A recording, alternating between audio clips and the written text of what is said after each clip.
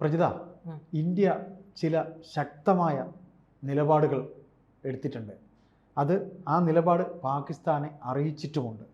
അതായത് തീവ്രവാദ വിരുദ്ധ നയം. അത് ഏതു തരം ആക്രമണം ഇന്ത്യക്കെതിരെ നടത്തിയാലും അതിനെതിരെ ഇന്ത്യ തിരിച്ച് ശക്തമായ നടപടി എടുക്കുമെന്ന് പാകിസ്ഥാൻ അറിയിച്ചിട്ടുണ്ട്. അതിന്റെ വിശദീകരണം ഒന്ന് പറയാം. അതായത് പറഞ്ഞിരിക്കുന്നത് ഇനി ഇന്ത്യക്കെതിരായ ഏത് തരത്തിലുള്ള ഭീകരാക്രമണവും അത് യുദ്ധമായി തന്നെ കണക്കാക്കുമെന്നാണ് പറഞ്ഞിരിക്കുന്നത്, മോദി സർക്കാർ പറഞ്ഞിരിക്കുന്നത്. അപ്പൊ ഇത്രയും നാളും നമുക്കെതിരെ ഓരോ തരത്തിലുള്ള ആക്രമണങ്ങൾ ഇവർ അഴിച്ചുവിടുമ്പോഴും നമ്മൾ അവിടെ തിരിച്ചടി കൊടുക്കും എന്നുണ്ടെങ്കിലും ഇതിപ്പോ രൂക്ഷമായത് നമുക്കറിയാം. പഹൽഗാമില് സിവിലിയൻസിനെ കൂടി ഇല്ലാതാക്കിയതോടുകൂടിയാണ് ഇന്ത്യ കനത്ത രീതിയിൽ മോദിയോട് പറയാനാണ് സൈനികരെ പോലും അല്ലേ, നമ്മളെ സൈനികരുമായുള്ള യുദ്ധമായിരുന്നെങ്കിൽ അതിന് സൈനിക യുദ്ധം എന്നെങ്കിലും പറയാം. അതെ, ഇത് സിവിലിയന്മാരെയാണ്. ആ യുവതിയുടെ മുഖം ആരുടെയും മനസ്സിൽ നിന്ന് മാറിയിട്ടില്ല. അവരോട് പറഞ്ഞത് മോദിയോട് പറയാനാണ്. അപ്പൊ നമ്മൾ എല്ലാവരും പറയുന്നുണ്ട്, ഇപ്പൊ മോദിയോട് പറഞ്ഞു, മോദി മറുപടി കൊടുത്തു എന്നുള്ളതാണ്. അപ്പോൾ ഇനി ഇന്ത്യക്ക് ഈ ഭീകരവാദപരമായിട്ടുള്ള വിഷയങ്ങളിലൊന്നും സഹിച്ചു നിൽക്കാൻ താല്പര്യമില്ല എന്ന് തന്നെ അറിയിക്കുന്നതാണ് ഈ പറയുന്ന തീരുമാനം. ഏത് ഭീകരാക്രമണവും ഇന്ത്യക്കെതിരെയുള്ള യുദ്ധമായിട്ട് തന്നെ കണക്കാക്കുമെന്നാണ് പറഞ്ഞത്. അപ്പോൾ അത് പാകിസ്ഥാന് എതിരെയുള്ള ശക്തമായ മുന്നറിയിപ്പ് തന്നെയാണ്. സൈനിക താവളങ്ങൾക്കും ജനവാസ കേന്ദ്രങ്ങൾക്കും ഒക്കെ എതിരെ പാകിസ്ഥാൻ കഴിഞ്ഞ ദിവസങ്ങളിൽ തൊടുത്തുവിട്ടത് നമ്മൾ ഒരു തവണ തിരിച്ചടിച്ചു. ആദ്യത്തെ തവണ റഫേൽ വഴി തിരിച്ചടിച്ചു. അവരുടെ ഭീകര കേന്ദ്രങ്ങളിലാണ് നമ്മൾ തിരിച്ചടി കൊടുത്തതും. അതിനെ തുടർന്ന് തന്നെ എന്നിട്ടും അവർ നിർത്തിയില്ല. പിന്നീടും അവർ ചെയ്തുകൊണ്ടേയിരിക്കുകയാണ്. ഓരോരോ ആക്രമണങ്ങൾ നമുക്കെതിരെ നടത്തിക്കൊണ്ടിരിക്കുകയാണ്. ഇന്ന് രാവിലെ നോക്കുമ്പോൾ നമുക്കറിയാലോ, മിസൈൽ ജമ്മുവിലെ ജനവാസ കേന്ദ്രത്തിൽ മിസൈൽ വന്ന് പതിച്ചിട്ടുള്ള ദൃശ്യങ്ങളും ഒക്കെ നമ്മൾ കണ്ടതാണ്. അപ്പോൾ ഈ പ്രധാനമന്ത്രി വിളിച്ചു ചേർത്ത ഉന്നതതല യോഗത്തിലാണ് ഈ തീരുമാനം ഇപ്പോൾ എടുത്തിട്ടുള്ളത്. പ്രതിരോധ മന്ത്രി രാജ്നാഥ് സിംഗും സൈനിക മേധാവിമാരും ദേശീയ സുരക്ഷാ ഉപദേഷ്ടാവായിട്ടുള്ള അജിത് ഡോവലിന്റെ കാര്യം പ്രത്യേകം എടുത്തു പറയുക തന്നെ വേണം. അപ്പോൾ ഇനി കൂടുതൽ വിവരങ്ങളൊക്കെ അതിനെക്കുറിച്ചുള്ളതൊക്കെ വിശദീകരണം വരാനിരിക്കുകയാണ്. സംയുക്ത വാർത്താ സമ്മേളനം ഇനി ഉണ്ടാകും. അതെ. അപ്പോൾ സംഘർഷം രൂക്ഷമാവുന്ന സാഹചര്യത്തിൽ രാജ്യത്തെ കനത്ത ജാഗ്രതാ നിർദ്ദേശമാണ് നൽകിയിട്ടുള്ളത്. ഒഡീഷയിലെ തീരമേഖലകളിലൊക്കെ സുരക്ഷാ വിന്യാസം ശക്തമാക്കിയിട്ടുണ്ട്. പട്രോളിംഗ് ഒക്കെ കൂട്ടുകയും ഡ്രോൺ നിരീക്ഷണം തുടങ്ങുകയും ഒക്കെ ചെയ്തെന്ന് അഡീഷണൽ DGP ഒക്കെ അറിയിക്കുകയും ചെയ്തിട്ടുണ്ട്. ബീഹാറിലെ നളന്ദയിലാണെങ്കിൽ അടക്കം പുറത്തുനിന്നും വരുന്നവരുടെ തിരിച്ചറിയൽ രേഖ പരിശോധിച്ച ശേഷമാണ് ഹോട്ടലുകളിൽ താമസ സൗകര്യം നൽകൂ എന്നും പറഞ്ഞിട്ടുണ്ട്. അപ്പോൾ ഇത്രയും ദിവസം പതിവ് പോലെ എല്ലാ തവണത്തെയും പോലെ അവർ ആദ്യം ആക്രമണം നടത്തിയതിനു ശേഷവും പറഞ്ഞത് ഞങ്ങൾക്കിതിൽ പങ്കില്ല എന്ന് തന്നെയാണ്.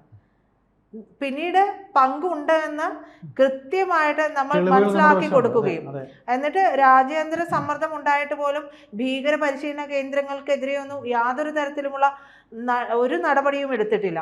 ഈ പാകിസ്ഥാനിലെയും പാക് അധിനിവേശ കാശ്മീരിലെയും ഒക്കെ 9 ഭീകര താവളങ്ങൾക്ക് നേരെ കനത്ത ആക്രമണങ്ങളാണ് ഇന്ത്യ നടത്തിയത്.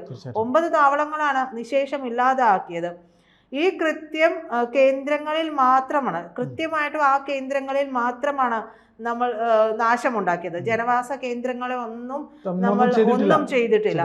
നേരെ മറിച്ച് ഇവിടെ നമ്മുടെ ജനവാസ കേന്ദ്രത്തിലേക്കൊക്കെ അവര് മിസൈലൊക്കെ അയച്ചു, ഡൽഹിയിലോട്ടൊക്കെ ഇപ്പം അയച്ചു എന്നുള്ള വാർത്തയിലെ നമ്മൾ കഴിഞ്ഞ. അതെ, ഈ ആക്രമണം നടത്തിയതിനു ശേഷം ഭീകര കേന്ദ്രങ്ങൾ തകർക്കുകയും ഭീകരരുടെ നുഴഞ്ഞുകയറ്റം അവസാനിപ്പിക്കുകയുമാണ് ഇന്ത്യയുടെ ലക്ഷ്യമെന്ന് മെയ് 7-ന് ഓപ്പറേഷൻ സിന്ദൂർ നടപ്പാക്കിയതിനു ശേഷം വളരെ കൃത്യമായിട്ട് തന്നെ പറയുകയും ചെയ്തിട്ടുണ്ട് ഇന്ത്യ.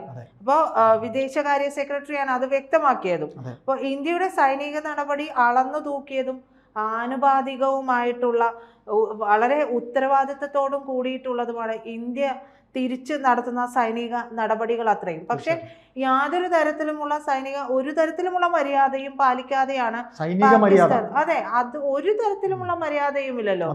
അതുകൊണ്ടാണല്ലോ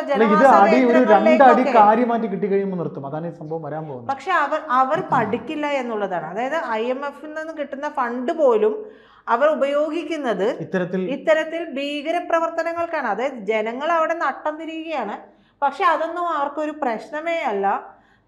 അവർ ഉപയോഗിക്കുക ഈ ഭീകര പ്രവർത്തനങ്ങൾക്ക് വേണ്ടി തന്നെയാണ്.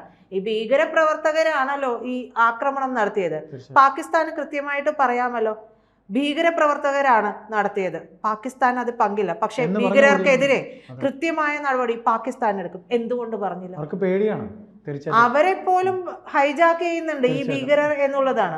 അവർക്ക് ഇന്ത്യയുടെ കയ്യിൽ ഒരു ചട്ടുകം മാത്രമാണ്. അതുപോലെ തന്നെയുള്ള ഒരു പാക് സൈനിക മേധാവിയാണല്ലോ അവർക്കുണ്ടായത്, ഒരു സൈനിക മേധാവി ആസിം മുനീർ. അതെ അതെ, മതഭ്രാന്ത് തലക്കി പിടിച്ച ഒരു സൈനിക മേധാവിയായിരുന്നു. അതെ, ഇപ്പൊ ആ ഒരു അട്ടിമറി ഉണ്ടാക്കി മറ്റൊരു സൈനിക കാലാവധി നീട്ടിക്കിട്ടാൻ വേണ്ടി. അതെ അതെ, ഈ അസീം മുനീറിനെ അട്ടിമറിച്ച് ഇപ്പൊ കസ്റ്റഡിയിൽ എടുത്തിരിക്കുകയാണ്. അതെ, ആ ഒരു രീതിയിലുള്ള വിവരങ്ങളൊക്കെയാണ് പറയുന്നത്. അപ്പൊ എന്തായാലും ഇന്ത്യയുടെ സൈനിക നടപടി വളരെ കൃത്യമായി. ഗുജറാത്തിലെ പാക് അതിർത്തിയോട് ചേർന്നുള്ള മുഴുവൻ സൈനിക കേന്ദ്രങ്ങൾക്കും അതീവ സുരക്ഷ ഏർപ്പെടുത്തിയിട്ടുണ്ട്. ഇത്തരം കേന്ദ്രങ്ങൾക്ക് 2 കിലോമീറ്റർ ചുറ്റളവിലുള്ള മുഴുവൻ വാഹനങ്ങളും അവിടെ നിന്ന് നീക്കിയിട്ടുണ്ട്. പൊതുജനങ്ങൾ അതുവഴി യാത്ര ചെയ്യരുത് എന്ന് പ്രത്യേക നിർദ്ദേശവും നൽകി. പഞ്ചാബിലെ മൊഹാലിയിൽ ജാഗ്രതാ നിർദ്ദേശം നൽകി കഴിഞ്ഞു. ആളുകൾ കൂട്ടം കൂടരുത്, കൂട്ടത്തോടെ പുറത്തിറങ്ങരുത്, വലിയ കെട്ടിടങ്ങൾ കഴിയുന്നവർ ശ്രദ്ധിക്കണം, സൈറണുകൾ കേട്ടാൽ ജാഗരൂകരാകണം, രക്ഷാപ്രവർത്തകരും ജില്ലാ ഭരണകൂടവും നൽകുന്ന നിർദ്ദേശങ്ങൾ കേൾക്കണം എന്നിങ്ങനെ പറയുന്നുണ്ട്. പരിഭ്രാന്തരാകരുത് എന്നിങ്ങനെയുള്ള നിർദ്ദേശങ്ങളാണ് മുന്നോട്ട് വെച്ചിരിക്കുന്നത്. നമുക്ക് മറ്റു തുടർന്നുള്ള കാര്യങ്ങൾ എന്തൊക്കെയാണ്? അതായത് ഭീകരതാവളങ്ങൾ സംബന്ധിച്ചുള്ള ശ്രദ്ധാപൂർവമായിട്ടുള്ള പരിശോധനയ്ക്ക് ശേഷമാണ് ഇന്ത്യ ഈ പറയുന്ന തിരിച്ചടി പോലും കൊടുക്കുന്നത് എന്നുള്ളതാണ്. തീർച്ചയായിട്ടും സാധാരണ പൗരന്മാർക്ക് ജീവഹാനി വരുത്താതെ സൈനിക താവളങ്ങൾ ലക്ഷ്യമിടാതെ, അതും കൂടി പറയണം, നമ്മൾ സൈനിക താവളങ്ങൾ പോലും, പാകിസ്ഥാന്റെ സൈനിക താവളങ്ങൾ പോലും നമ്മൾ ലക്ഷ്യമിട്ടിട്ടില്ല എന്നുള്ളത് തന്നെയാണ്. എന്നിട്ട് അവർ പറഞ്ഞ നുണ എന്തായിരുന്നു? മതകേന്ദ്രങ്ങളിൽ വരെ, ഇതിലും സൈനിക കേന്ദ്രത്തിലും അതെ, എന്നിട്ട് പോലും അവർക്കത് മനസ്സിലാകും. ഈ യുദ്ധവെറിയും മതവെറിയും ഒക്കെ അതെ, അതും തലയ്ക്ക് പിടിച്ചു കഴിഞ്ഞിട്ടുണ്ടെങ്കിൽ പിന്നെ ഒന്നും മനസ്സിലാവില്ല. യുദ്ധം ചെയ്യുക, യുദ്ധത്തിൽ മരിക്കുന്നത്, അതെ, യുദ്ധത്തിൽ മരിച്ചു കഴിഞ്ഞാൽ, അതെ, പ്രത്യേകിച്ച് ഈ പറയുന്ന ഇന്ത്യക്കാരെയൊക്കെ, അതായത് അമുസ്ലിമുകൾക്കെതിരായിട്ടുള്ള കാര്യങ്ങളൊക്കെ ചെയ്യുമ്പോൾ അവർക്ക് ഹൂറികളെയും സ്വർഗത്തെയും ലഭിക്കുമെന്നാണ്. ഇതൊക്കെയാണല്ലോ ഈ അടിച്ചു കയറ്റി പഠിപ്പിച്ചു വിടുന്നതേ. നേരെ ചൊവ്വയുള്ള ഒരു കാര്യവും പഠിപ്പിക്കുന്നില്ലല്ലോ. അപ്പോൾ ഈ പഠിക്കുന്നതുമില്ല, കടുത്ത മതവിദ്വേഷമാണ്. അപ്പോൾ ഈ അസീം മുനീറിന്റെ കാര്യം നമ്മൾ മുൻപേ പറഞ്ഞു. അസീം മുനീറും ഈ പറയുന്ന തീവ്ര മതനിലപാടുകളുള്ള ഒരു കുടുംബത്തിൽ നിന്ന് വരുന്നതാണ്. അപ്പൊ ചിലരൊക്കെ പാർലമെന്റിൽ കരയുന്നുണ്ട്. കരഞ്ഞിട്ട് എന്താണ് കാര്യം? നിയന്ത്രിക്കാൻ കഴിയില്ല. ഇപ്പോ അവിടെ ഈ പാകിസ്ഥാൻ സത്യത്തിൽ ഇപ്പൊ പെട്ടു. അവിടെ ബലൂചിസ്ഥാന് വേണ്ടിയുള്ള മുറവിളി ഉണ്ടായിട്ടുണ്ട്. അപ്പൊ ഈ പറഞ്ഞു വന്നത് നമ്മുടെ നിലപാടുകളെ കുറിച്ചാണ്. ഇന്ത്യയുടെ നിലപാടുകൾ എന്നും ശക്തമാർന്നത് തന്നെയാണ്. ഇപ്പോൾ ഇത് പ്രധാനമന്ത്രി കൂടെ ചേർന്നെടുത്തിരിക്കുന്ന ഒരു തീരുമാനമാണ്. അതെ, ശക്തമായ ഒരു തീരുമാനം തന്നെയാണ്. അതായത് ഇനി ഞങ്ങൾ വെച്ചു പൊറുപ്പിക്കില്ല, ഇനി നിങ്ങൾ ഞങ്ങൾക്കെതിരെ ഓങ്ങിയിട്ടുണ്ടെങ്കിൽ ഇനി ഉണ്ടാകില്ല നിങ്ങൾ എന്നുള്ളത് തന്നെയാണ്. അതായത് വൈകാതെ ഇനി ഒരു തിരിച്ചടി ഉണ്ടായിട്ടുണ്ടെങ്കിൽ അത് യുദ്ധമായിട്ട് ഡിക്ലെയർ ചെയ്യാനുള്ള സാധ്യതകളും ഒക്കെ ഇനി കൂടുതലാണ്. അതായത് ഇതുവരെയും നമ്മൾ സൈനിക നടപടി എന്നാണ് പറഞ്ഞുകൊണ്ടിരുന്നത്.